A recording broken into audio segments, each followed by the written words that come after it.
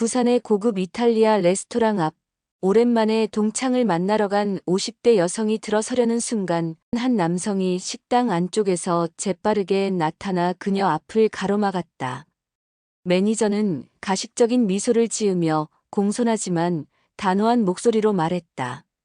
죄송합니다만 저희 식당은 50세 이상 여성분들의 출입을 제한하고 있습니다. 여러분 잠깐만요. 좋아요와 구독 버튼 가볍게 한번 눌러주시면 정말 따뜻한 격려가 된답니다. 그럼 바로 사연 시작하겠습니다. 안녕하세요. 저는 박은숙입니다. 올해 57살이죠. 지금부터 들려드릴 이야기는 제가 직접 겪은 일인데 어린이 동반금지, 애완동물 출입금지 등의 이야기는 들어봤지만 그저 나이가 50을 넘긴 여성은 출입할 수 없는 식당이 있다니요. 이건 정말 부당한 일이 아닐 수 없습니다. 처음엔 단순히 나이 때문에 무시당했다고 생각해서 화가 나는 일이었는데 나중에 보니 그 뒤에 엄청난 비밀이 숨어 있더라고요. 이야기는 지난해 11월 어느 저녁부터 시작됩니다. 부산 해운대 마린시티에 있는 고급 이탈리아 레스토랑 일마레라는 곳이었어요. 저녁 7시 반쯤 되었을 때였죠. 찬바람이 유리 건물들 사이를 휘돌며 지나가고 화려한 네온 사인들이 하나둘 점등되기 시작하는 시간이었습니다. 저는 검은색 캐시미어 코트를 입고 그 식당 앞에 서 있었어요. 30년간 부산청 강력팀에서 일하면서 쌓인 자신감 때문인지 걸음걸이에도 특유의 당당함이 묻어났죠. 키는 165cm 정도고 짧게 자른 회색 머리를 염색하지 않은 채로 두고 있었거든요. 수많은 범죄 현장에서 단련된 예리한 눈빛도 여전했고요. 그날은 대학 동창 정미란과의 오랜만의 만남이었습니다. 미란이는 저와 부산대 사회학과 동기로 지금은 부산의 한 사회복지재단 이사장으로 일하고 있어요. 한 달 전부터 기대하고 있던 만남이었죠. 제가 은퇴한 후 첫 번째 개인적인 모임이기도 했거든요. 식당 입구에서 잠시 멈춰서 제 옷차림을 점검했습니다. 깔끔한 크림색 실크 블라우스에 네이비 정장 바지, 그리고 남편이 정년퇴임 선물로 준 얇은 진주 목걸이까지. 30년간 제복만 입다가 입은 정장이었지만 나쁘지 않더라고요. 유리문에 손을 뗀 순간 20대 후반 정도 되어 보이는 젊은 남성 매니저가 안쪽에서 재빠르게 나타나더니 제 앞을 가로막았어요. 가식적인 미소를 지으며 공손하지만 단호한 목소리로 말하더군요. 죄송합니다만 저희 식당은 50세 이상 여성분들의 출입을 제한하고 있습니다. 그러면서 입구 오른쪽 유리문에 붙어있는 작은 안내문을 손가락으로 가리켰어요. 작은 안내문에는 금색 글씨로 이렇게 적혀 있었습니다. 본 레스토랑은 트렌디하고 세련된 분위기 유지를 위해 50세 이상 여성 고객의 출입을 정중히 사양합니다. 그 순간 제 표정이 굳어지는 걸 느꼈어요. 30년간 온갖 범죄자들과 맞서온 제가 이런 식의 공개적인 모욕은 처음 당해보는 거였거든요. 주변을 지나가던 젊은 커플들의 시선이 하나둘 제게 쏠리기 시작했습니다. 누군가가 스마트폰을 꺼내 촬영하는 것 같기도 했어요. 매니저는 여전히 냉소적인 미소를 띠고 있었고 저는 주먹을 꽉 쥔 채 그 자리에 서 있었습니다. 30년 형사 생활에서 느껴보지 못한 새로운 종류의 분노가 가슴 속에서 끓어오르고 있었어요. 범죄자들을 상대할 때는 법과 원칙이 있었지만 이 순간만큼은 아무런 무기도 없는 그저 나이든 여자일 뿐이었거든요. 사흘 후 저는 해운대 15층 아파트 거실에 앉아 있었습니다. 40평 규모의 넓은 거실 한쪽 벽면을 가득 채운 액자들이 제 화려했던 과거를 말해주고 있었어요. 부산청 우수수사관상, 마약 단속 유공 표창장, 강력팀장 시절의 기념사진들. 그 중에서도 가장 눈에 띄는 건 2018년 골든 트라이앵글 마약 밀수 조직을 일망타진했을 때의 대형 액자였습니다. 아직도 그날을 선명하게 기억하고 있어요. 18개월간의 추적 끝에 부산항을 통해 들어오는 대규모 마약 밀수 루트를 발견했던 순간 말이에요. 태국, 미얀마, 라오스를 거쳐 부산항으로 들어오는 정교한 유통망이었죠. 그 사건으로 저는 부산청 역사상 최연소 여성 강력팀장으로 승진했고 경찰청장 표창까지 받았어요. 하지만 그 영광도 이제는 과거의 일이 되어버렸습니다. 6개월 전 정년퇴임식에서 부산청장이 한 말이 아직도 귓가에 맴돌고 있어요. 박 경감은 30년간 우리 부산청의 자랑이었습니다. 특히 여성으로서는 드물게 강력팀에서 두각을 나타내며 그때도 여성으로서는 이라는 단서가 붙었더라고요. 거실 소파에 앉아 커피를 마시며 창밖 바다를 바라보고 있는데 해운대 바다는 여전히 아름다웠지만 은퇴 후의 일상은 생각보다 무료했어요. 30년간 아드레날린이 넘치는 수사 현장에서 살다가 갑자기 평온한 일상으로 돌아오니 적응이 쉽지 않더라고요. 그때 초인종이 울렸습니다. 문을 열어보니 제 오랜 동료이자 현직 부산경찰청 강력반장 김정훈이 서 있었어요.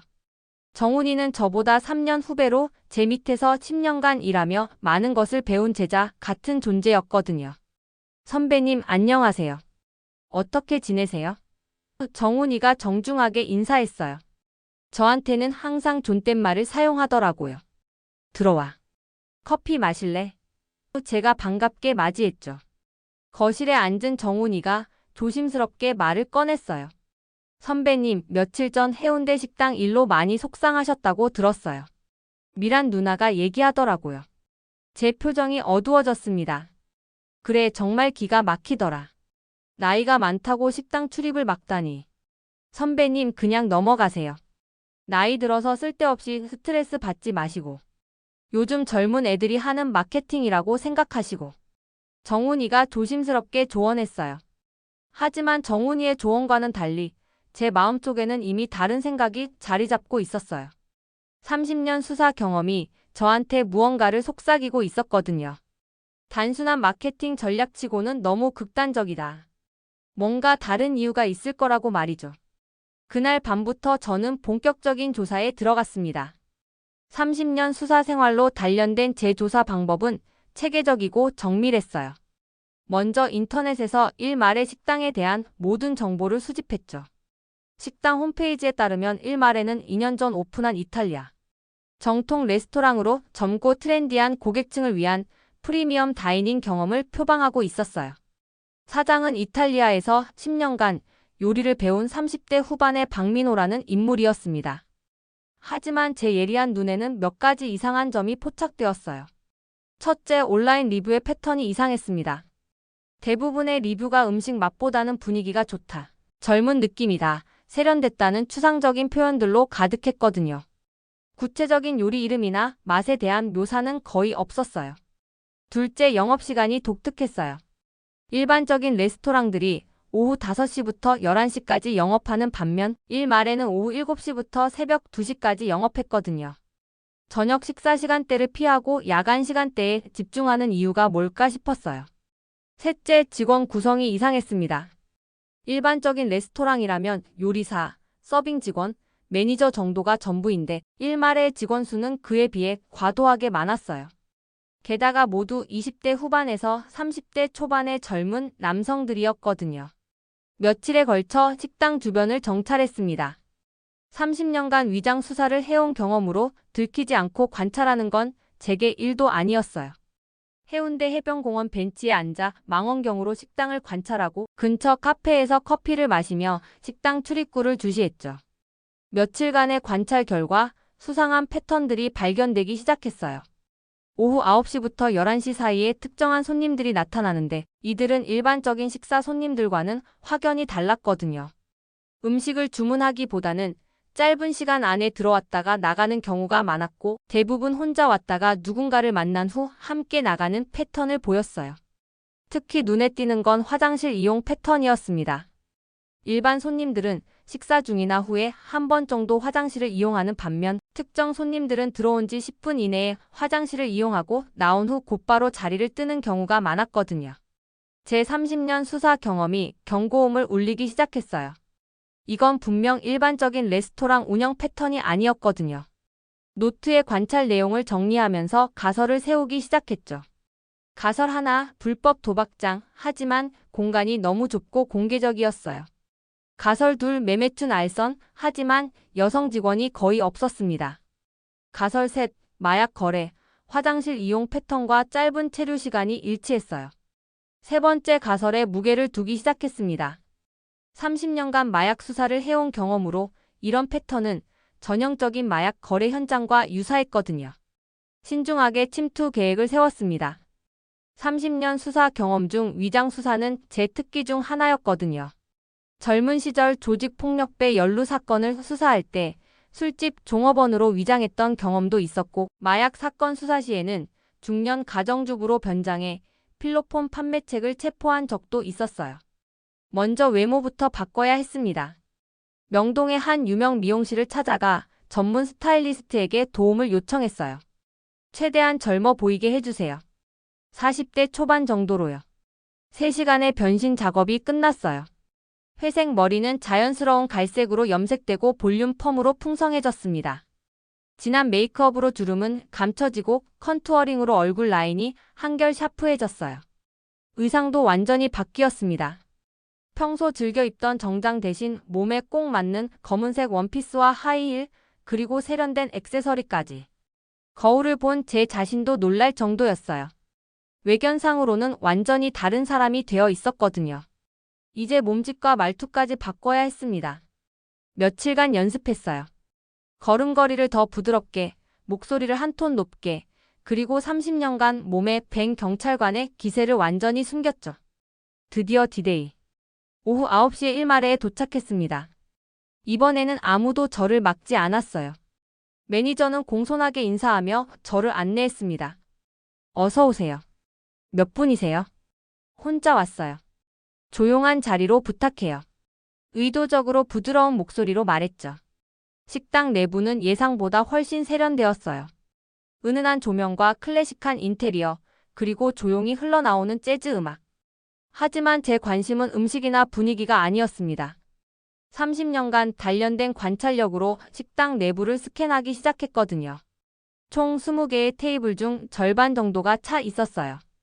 대부분 20, 30대의 젊은 고객들이었지만 그중 몇 테이블은 확연히 달랐습니다. 코너 쪽의 4번 테이블에 앉은 2명의 남성은 파스타를 시켜놓고도 거의 손을 대지 않은 채 작은 대화를 나누고 있었어요. 그들 사이로 작은 봉지 하나가 조심스럽게 전달되는 걸 제가 포착했거든요. 7번 테이블의 중년 남성은 혼자 와인을 마시고 있었는데 계속해서 화장실 쪽을 힐끔거리고 있었어요.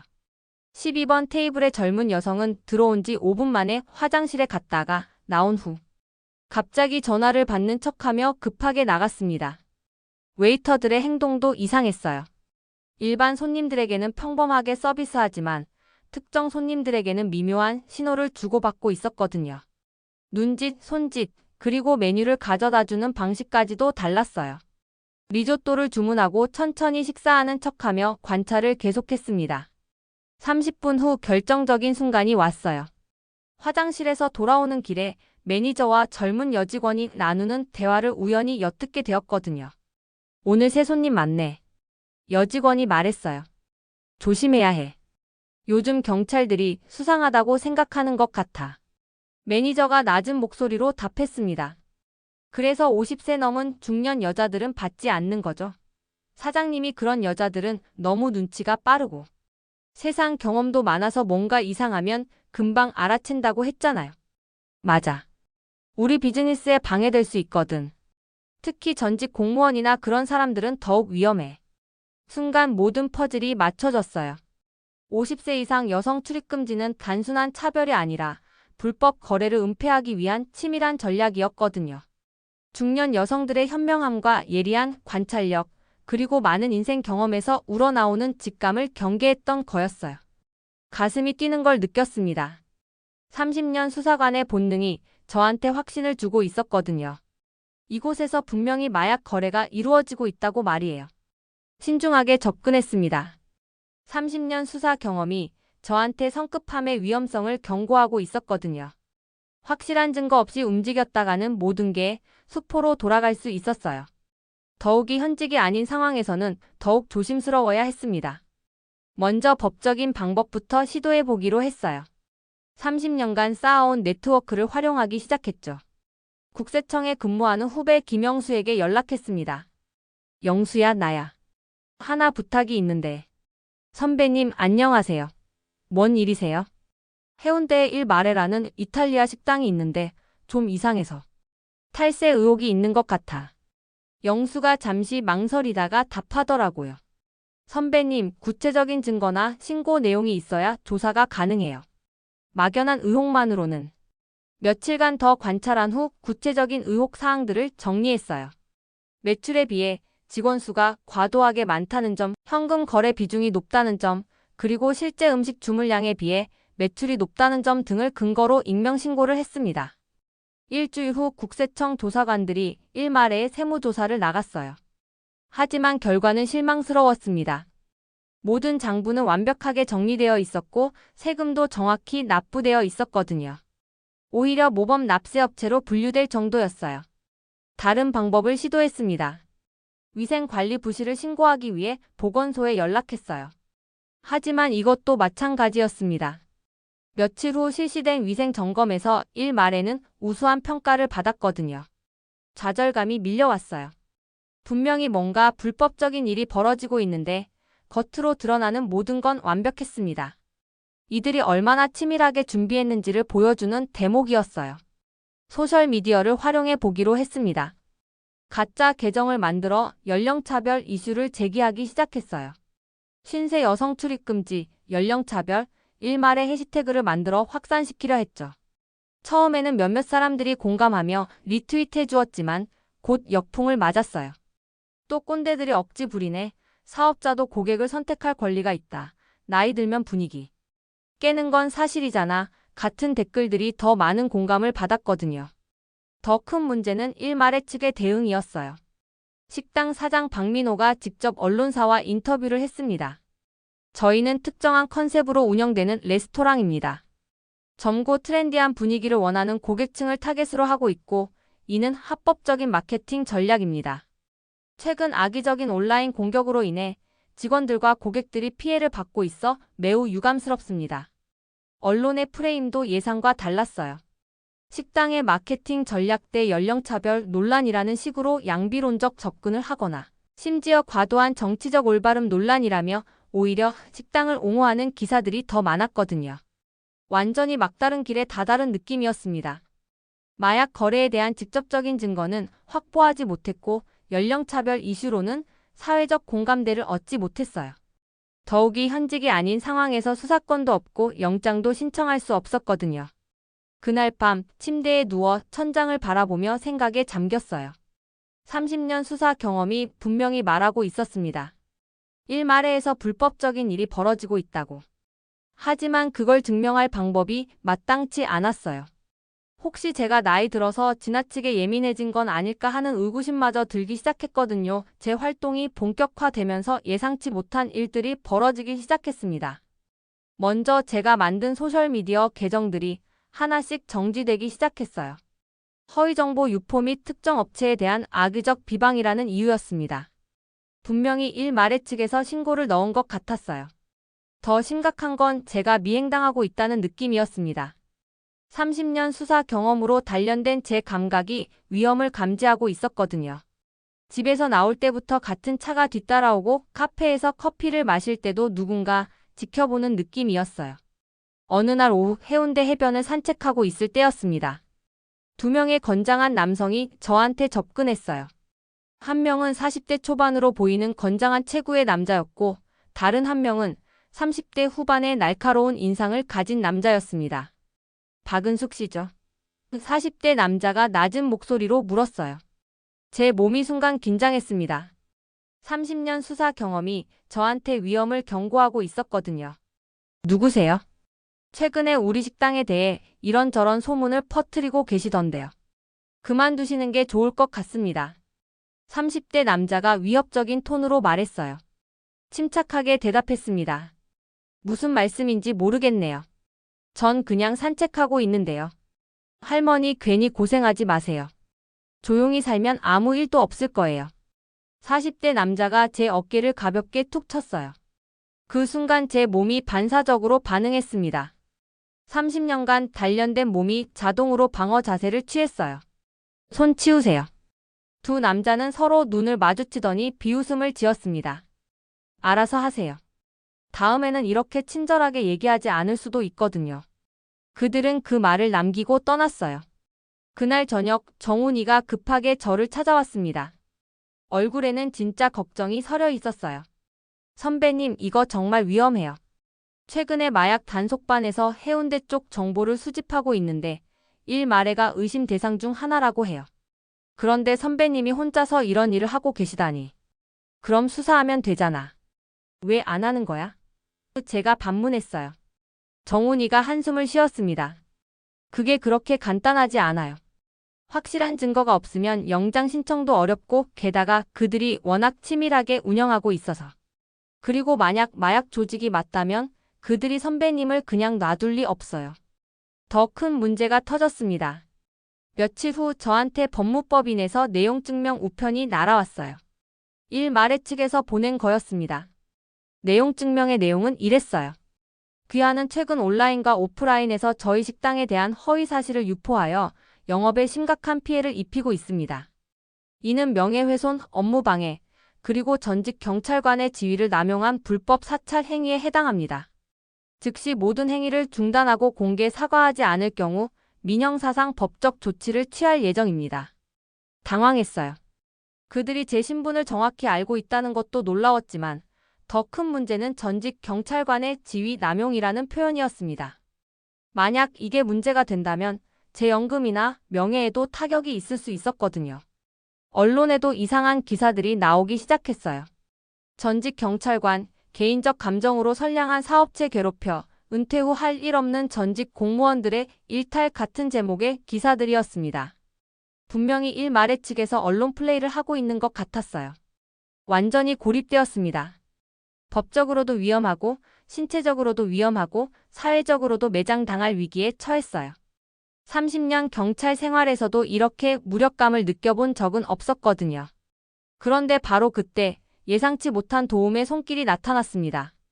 어느 날 저녁 제 휴대폰에 모르는 번호로 문자가 왔어요. 안녕하세요. 저는 일마레에서 일하는 직원입니다. 선배님께서 하시는 일을 알고 있어요. 도와드리고 싶어요. 내일 오후 3시에 센텀시티 스타벅스에서 만날 수 있나요? 저는 검은색 마스크를 하고 모자를 쓰고 있을 거예요. 한동안 망설였어요. 함정일 수도 있었거든요. 하지만 지금 상황에서는 어떤 도움이라도 필요했습니다. 만나보기로 결정했어요. 다음 날 오후 3시 센텀시티 스타벅스. 조심스럽게 주변을 살피며 들어갔습니다. 구석자리에 검은색 마스크를 하고 모자를 쓴 젊은 여성이 앉아 있었어요. 제가 다가가자 그 여성이 조용히 손을 들었습니다. 저예요. 여성이 작은 목소리로 말했어요. 제가 앞자리에 앉아 여성이 마스크를 내렸습니다. 25살 정도로 보이는 얇은 얼굴의 여성이었어요. 눈가에는 깊은 피로와 두려움이 서려 있었습니다. 제 이름은 민지예요. 일마레에서 6개월째 일하고 있어요. 민지가 떨리는 목소리로 자기소개를 했어요. 왜 연락했어요? 조심스럽게 물었습니다. 민지는 잠시 망설이다가 입을 열었어요. 처음에는 그냥 레스토랑 일이라고 생각했어요. 서빙하고 청소하고. 그런데 시간이 지나면서 이상한 걸 보게 됐어요. 손님들이 음식보다는 다른 걸 받아가고 사장님과 매니저가 밤늦게 누군가와 전화통화를 하고. 민지가 가방에서 작은 USB를 꺼냈습니다. 이거예요. 제가 몰래 촬영한 영상들과 녹음 파일들이 들어있어요. 제 가슴이 뛰기 시작했어요. 어떤 내용이에요? 마약 거래 현장이요. 손님들이 화장실에서 직접 거래하는 모습, 사장님이 공급책과 통화하는 내용, 그리고 매니저가 중년 여성들은 눈치가 빨라서 위험하다고 말하는 부분도 있어요. USB를 받아들며 물었어요. 왜 이런 위험한 일을 해요? 발각되면 당신도 위험해질 텐데. 민지의 눈에 눈물이 고였습니다.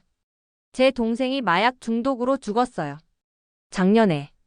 처음에는 호기심으로 시작했다가 끝내 헤어나오지 못하고. 이런 곳들이 계속 있는 한 제 동생 같은 피해자들이 계속 나올 거예요. 민지의 손을 꽉 잡았어요. 고마워요.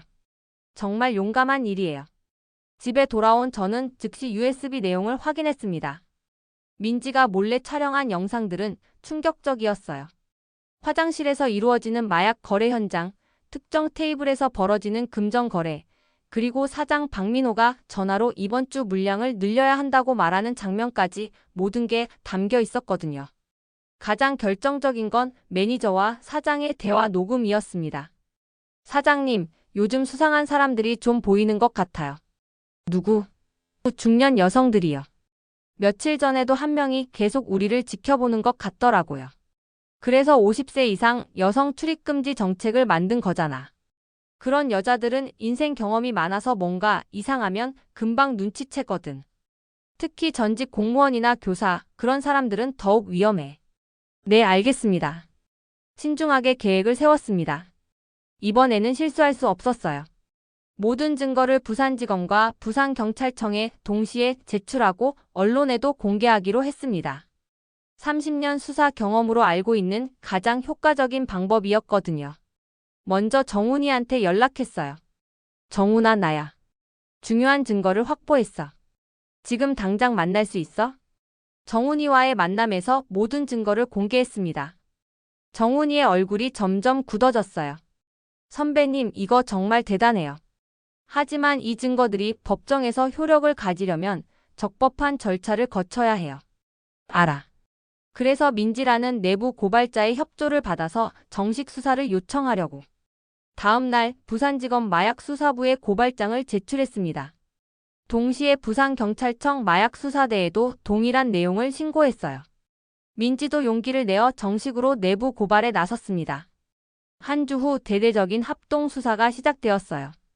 부산지검, 부산경찰청, 그리고 관세청까지 합류한 대규모 작전이었습니다. 저는 부산경찰청장의 특별 허가로 자문위원 자격으로 현장 급습 작전에 참여할 수 있었어요. 오후 9시 1말에 급습 작전이 시작되었습니다. 30년 동안 해오던 일, 하지만 오랜만에 다시 수사 현장에 서게 되었어요. 가슴이 뛰었지만 동시에 이상하게 평온했습니다. 이게 제가 평생 해온 일이었거든요. 1말에 수사 영장 집행합니다. 수사관들이 일제히 식당으로 돌입했어요. 사장 박민호와 매니저, 그리고 주요 직원들이 현행범으로 체포되었습니다. 화장실과 주방에서는 대량의 마약이 발견되었고 사무실에서는 거래 장부와 현금이 압수되었어요. 가장 극적인 순간은 박민호가 저를 보고 하는 말이었습니다. 당신이 그 할머니군요. 왜 이렇게까지 하는 거예요? 차분하게 답했어요. 나이든 여성을 무시한 게 첫 번째 실수였고 불법을 저지른 게 두 번째 실수였어요. 그리고 나를 겁주려고 한 게 세 번째 실수였죠. 수사 결과 1말에는 단순한 마약 거래소가 아니라 동남아시아에서 들어오는 마약을 부산 전 지역에 유통하는 거대한 조직의 거점이었다는 사실이 밝혀졌습니다. 연령차별 정책은 정말로 중년 여성들의 예리한 관찰력을 차단하기 위한 치밀한 전략이었거든요. 6개월 후 1말의 자리에는 해운대 가족 레스토랑이라는 새로운 간판이 걸려 있었습니다. 입구에는 모든 연령대를 진심으로 환영합니다. 라는 따뜻한 문구가 적힌 현수막이 바람에 펄럭이고 있었어요. 저는 그곳에서 정미랑과 함께 늦은 점심을 즐기고 있었습니다. 창밖으로 보이는 해운대 바다는 여전히 아름다웠고 이제는 그 바다가 평온해 보였어요. 은수가 정말 대단해.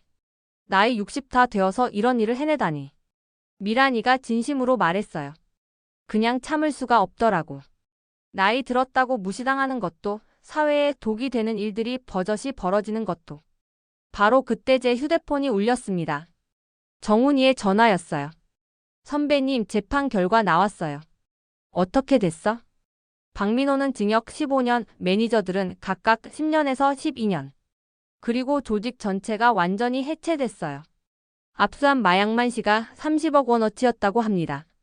제 가슴이 뻥 뚫리는 느낌이었어요. 정말 끝난 거였거든요. 그리고 선배님, 또 하나 소식이 있어요. 검찰에서 선배님께 감사패를 드리고 싶다고 하네요. 시민의 용기 있는 신고로 대형 범죄를 척결했다고요. 전화를 끊고 미란이한테 소식을 전했어요. 미란이가 박수를 치면서 말했습니다. 정말 통쾌하다. 그런데 은수가 처음에 그 매니저가 너를 막았을 때 기분이 어땠어? 정말 화가 났었지. 태어나서 이런 무시는 처음 당해봤거든. 그런데 지금 생각해보니 그게 오히려 다행이었어. 왜? 만약 그때 그냥 들여보냈다면 저 마약 조직을 발견하지 못했을 테니까. 나이든 여자라고 무시한 게 결국 자신들의 무덤을 판 셈이지. 식사를 마치고 밖으로 나오는데 식당 매니저가 저희를 배웅해 주었어요. 젊은 남성이었는데 정중하게 인사했습니다. 어머님들 오늘 식사 어떠셨어요? 다음에도 꼭 오세요. 고마워요. 그런데 정말 모든 연령대를 환영하는 거죠. 제가 웃으며 물었어요. 네, 저희는 진짜로 모든 분들을 환영합니다. 특히 인생 경험이 풍부하신 분들의 이야기를 듣는 걸 좋아해요. 해변으로 나와 걸으며 미란이가 말했어요. 은수가 이번 일로 정말 많은 게 바뀐 것 같아. 연령차별에 대한 사회인식도 그렇고 중년 여성들에 대한 시선도 그렇고. 맞아. 그런데 가장 큰 변화는 나 자신이야. 은퇴하고 나서 뭘 해야 할지 몰랐는데 이제 확실해졌어. 뭐가? 나이는 숫자일 뿐이고 경험은 무기라는 거. 그리고 정의는 나이를 가리지 않는다는 거. 바로 그때 저 멀리서 한 무리의 중년 여성들이 걸어오는 게 보였어요. 그중 한 분이 저를 알아보고 다가왔습니다. 혹시 박은숙 선생님이세요? 텔레비전에서 봤어요. 네, 맞습니다. 정말 대단하세요. 저희도 용기를 얻었어요. 우리 동네 상가에서도 나이 든 사람들을 차별하는 일이 있었는데 이제는 당당하게 목소리를 낼 수 있을 것 같아요. 다른 분들도 하나둘 모여들었어요. 맞아요. 이제 우리도 그냥 당하고만 있지 않을 거예요. 나이 들었다고 무시하면 큰 코 다친다는 걸 보여주셨어요. 정말 속이 시원했어요. 뉴스 볼 때마다 박수 쳤다니까요. 저는 그분들과 한참 이야기를 나눴어요. 모두들 제 이야기에 용기를 얻었다고 하시더라고요. 그 순간 제가 한 일이 정말 의미가 있었다는 걸 실감했습니다. 해가 질 무렵 미란이와 헤어지고 혼자 해변을 걸었어요. 노을이 바다 위로 붉게 번져가고 있었습니다. 정말 아름다운 풍경이었어요. 그때 휴대폰이 또 울렸습니다. 민지의 전화였어요. 언니 지금 뉴스 보고 계세요? 아니 왜?